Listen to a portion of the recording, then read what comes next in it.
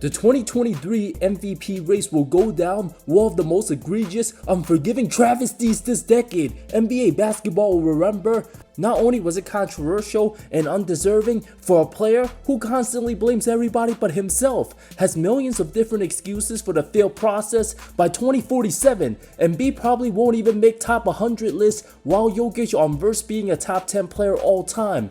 No player has cried for an award more than the 7-foot conference finals virgin.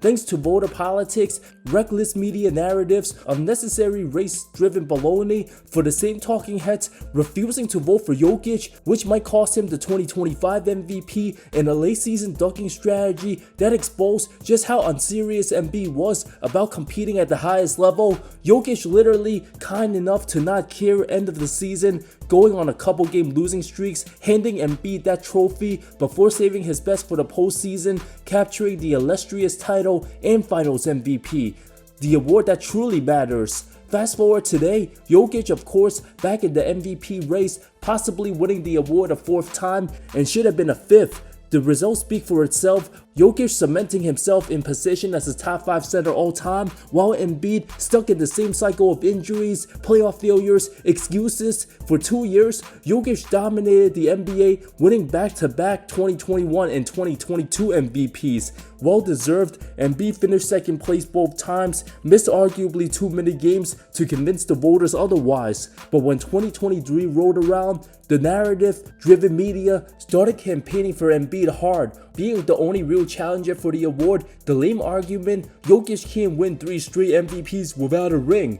They didn't want him to become the fourth to do so, joining an illustrious list of Bill Russell, Will Chamberlain, and Larry Bird. Because all-timers MJ and Bron didn't accomplish that feat, many would have lost their minds seeing the Serbian hoist the trophy 3 years in a row, a ridiculous standard considering guys like Steve Nash, Karl Malone, and Charles Barkley all won MVPs without a championship. The truth is, Jokic, by far the best player 2023, led the best team in the West, miles ahead in advanced stats, made teammates better. Some of the guys that won a title, look at Bruce Brown and KCP, irrelevant 2 years later. Meanwhile, Embiid put up monster numbers too, but needed James Harden elite playmaking to maximize his game, play fewer contests, duck the biggest matchup of the season in Denver, March 27th, a national television showdown between the top 2 candidates. He sat out, avoided pressure.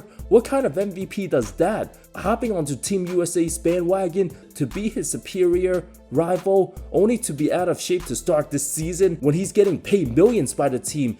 Sixers stupidly extending him. Even when healthy, Joel continues to fold every postseason. Locked up by Al Horford Game 7 when it was clear Harden did the carrying most of the early series and Embiid could not close out. Jokic responded the best way, possibly winning the title. The playoffs truly exposed the massive gap between Jokic and Embiid. Stats not even comparable. Joel best remembered for blaming his teammates, "Me and James can't win alone." While every time Jokic loses, even if he drops 40, always takes the blame upon himself, saying he needs to be better. Imagine winning an award, then selling out, becoming washed 2 years later. We thought it was a travesty for an MVP to never make the NBA Finals, but Joel, giving status for a new low if he retired, would become the only MVP to never make a conference finals appearance. How embarrassing is that? Nikola disgracefully snubbed for first team All-NBA despite being the best in the world, an absolute travesty for the ages. The league then changed the voting, making the honors positionless, not that Embiid even qualifies, always being hurt. Coach of the Year, the most cursed award. One season you're on top of your game, the next only to see your team crumble. Mike Brown 2023, Sacramento finally snapping the longest franchise playoff drought only to be bounced round 1, let go 20 months later due to incompetence leadership from the top. The long list of head coaches, last 18 years, 13 different guys, absolutely staggering numbers. Had Brown not won the award, the pressure to excel would have been significantly less. His firing ultimately led all-star De'Aaron Fox to demand out, justifiably so, not wanting to go through another painful coaching change. Front office too cheap to get another viable big, especially on D. No good backup to Sabonis, who has his limitations. All the teams in the league finally adjusted, the Kings didn't. Monty McNair just as much fault for doing a horrible job. Team extending Coach Brown for 3 years only to fire him 6 months later. The franchise has absolutely no idea what they're doing. The promising years already thrown out the window, led by terrible owner Vivek, scapegoating the easy victims, starting with the head coach. There's absolutely no hope in Sacramento, as long as it's the same ownership running the show, burning the franchise to the ground.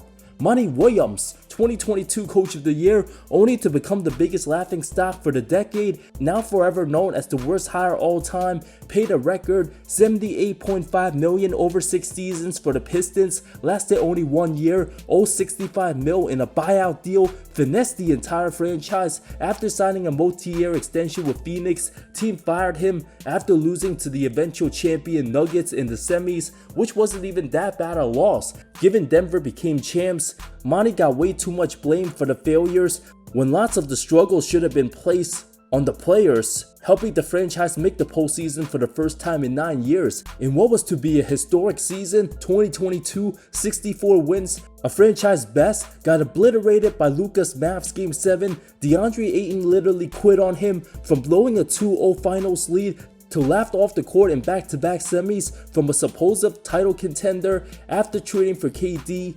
Team simply had absolutely no bench, had to rely on backup center Jock Landale, getting the pathetic 18 minutes. In the impatient world of the NBA, led by player empowerment, coaches are given no leeway to learn and make mistakes. Once they try establishing their culture in the system, upset star players who place the blame on someone else will pressure front offices to fire their easiest targets. Monty also refused to play Jalen Smith, electing with the weaker Dario Saric, outcoached by Mike Budenholzer in the finals, who's about to get fired again as current Suns head coach. From never talking to Ayton during the summer, things never got resolved before it was too late, becoming Pistons public enemy number 1, refusing to play Jaden Ivey, obsessed with giving more playing time to the atrocious Kelly and Hayes, had lineups that just didn't make sense. Look at Detroit a year later under JB Bickerstaff, $78 million for 1 year, and the biggest losing streak all time, generational robbery at its finest. Monty himself didn't even want the job, but the Pistons, for whatever reason, decided to give away $78 million. Why would anybody not take that? Now Williams coaching his son's prep school down in San Antonio. Coach of the Year nowadays, literally just most improved player award for the most improved team. Marcus Smart, Defensive Player of the Year 2022, now sent to the NBA Shadow Realm. Could be out entirely in the span of a couple months if he doesn't get it together. Now 30 years old, all the mileage and flopping has taken a toll on his diminished body. Way too many missed games each of the last 2 seasons since Boston traded him. Many of you haven't even thought of Marcus Smart himself more than 5 times. Many forgot he's even in the league. I bet Shaq and Chuck don't know what team he's on. One of the Boston sacrificial lambs in finally winning their championship. Marcus was there 9 years, only for 1 year Drew Holiday to help the squad win it all after winning DPOY, which arguably should have went to Robert Williams, another injury-prone role player, also sent to the Shadow Realm team called Rip City. It was Ime Udoka's strategy, allowing the Jays to buy in, with the underrated Al Horford leading to the best defense second half of the season. But once the finals came around, Smart absolutely exposed by Curry, Derek White proven to be the much better man-to-man defender. It's an absolute travesty. A guard like Smart won the award, and the greatest power forward all time, Tim Duncan, has not. One of the all-time travesties because of Rudy Gobert already having won it 3 times and got destroyed the previous playoffs. It was going to be either Smart or Mikal Bridges of defense. Given the team's success and overlooked Bam Adebayo, there's a reason why guards normally don't win Defensive Player of the Year, often as proven time and time again. Rim protection and an elite big defender will always trump a smaller guard.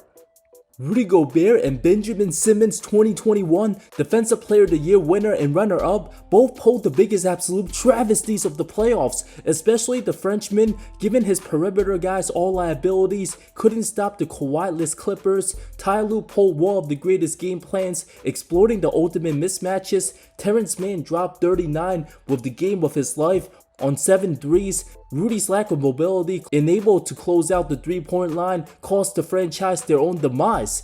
Gobert also ended up getting smoked by Jokic and Doncic. Last playoffs, Joker's 40-point masterclass game 5, it was Gobert's offense that saved him that series. Luka with the go-ahead bomb on his face.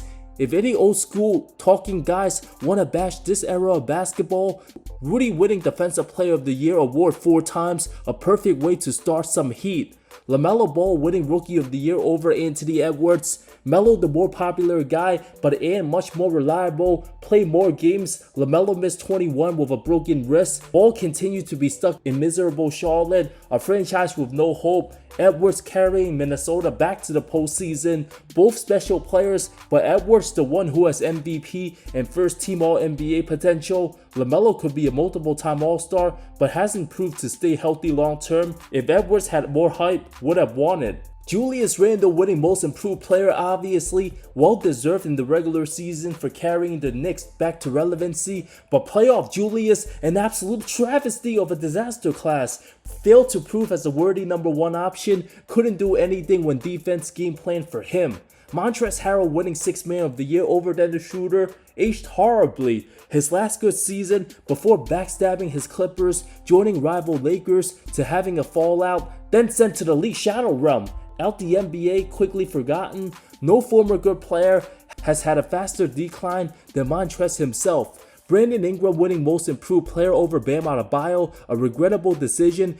Given New Orleans didn't even make the playoffs, it was Bam's Heat that made the finals. 5 years later, Ingram yet to win a single playoff series. Statnit stopped improving, no longer viewed a promising star, but a player potentially on the decline.